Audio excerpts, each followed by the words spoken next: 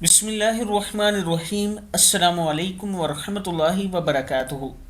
عابد راجہ channel کی طرف سے آج میں اپنے دوستوں کو رسول اللہ صلی اللہ علیہ وآلہ وسلم کا ایک فرمان بتاؤں گا۔ اس سے پہلے میں اپنے تمام دوستوں سے گزارش کروں گا کہ آپ نے اس ویڈیو کو آگے ضرور شیئر کرنا ہے، اور اس کے ساتھ میں ایک مسجد بنا رہا ہوں، آپ دوست اس میں تعاون کریں۔ اللہ تعالیٰ اس کا آپ کو اجر عظیم عطا کرے گا، اور آخرت تک آپ کو یعنی قیامت تک آپ کو ثواب ملتا رہے گا۔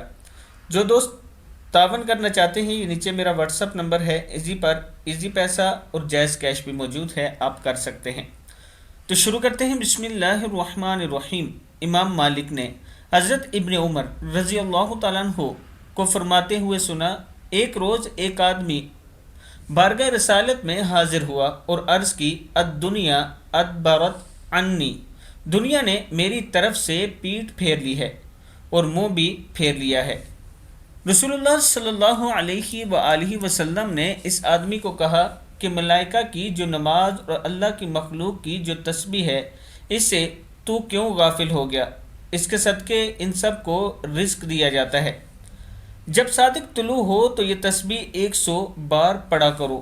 تسبیح کیا ہے؟ بسم اللہ الرحمن الرحیم، سبحان اللہ وبحمدہ، سبحان اللہ العظیم، استغفر اللہ، سبحان اللہ وبحمدہ، سبحان اللہ العظیم، استغفر اللہ۔